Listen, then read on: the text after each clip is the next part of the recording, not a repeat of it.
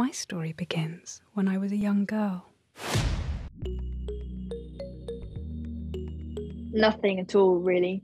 But I think she's very famous in the world, but especially in France and Italy. And I didn't know anything, so I really found out about her through reading Leonie Frieda's book, and from the conversations I had with Justin, the writer, and the director. So I kind of went into it a little blind. Well, I suppose reading the script and having my initial interpretation, then having conversation with the director, the writer, really great, fantastic conversations. And then obviously, because I'm playing the young Catherine and Samantha Morton plays Catalina de Médici, when we first meet her, the older Catherine, we both worked separately, but with the same voice coach. And she found a similarity in something we did with our face, I think, or our voice. And just, she didn't want us to change anything or do an imitation of each other, but to just sort of emphasize the similarities we shared. And then in terms of approaching the role for myself, the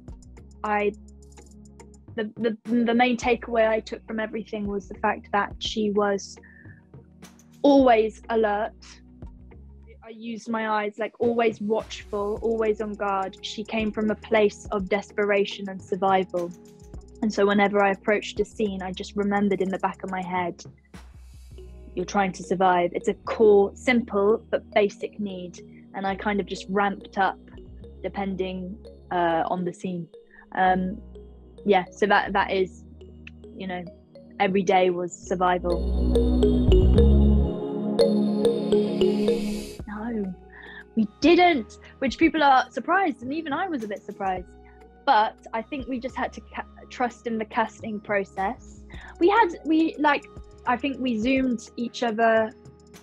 We saw each other on Zoom and the read through, and then we saw each other on set during shooting very briefly. But no, we didn't really. Like I said, we worked with that fantastic voice coach. For me, I felt very overwhelmed to have to play the young Samantha because she's such a fantastic actress. But, it got to a point where you just think, do you know what? They've given me the job. Let's just crack on and do it, and accept that they've given me it for a reason. So no, we didn't. But I think I hope it works out. I mean, I've seen some of them, and she's amazing, and I can see similarities between how we both portrayed Catherine. I loved it.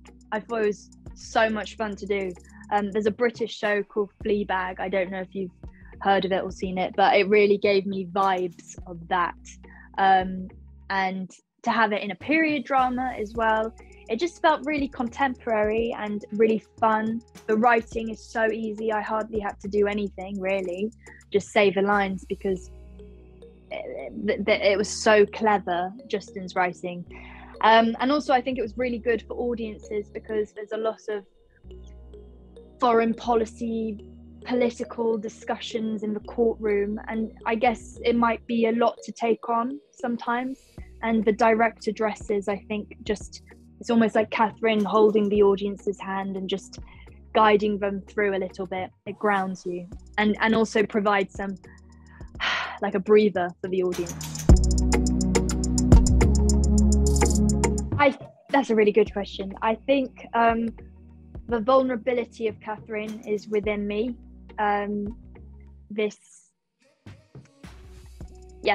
vulnerability of Catherine. I mean,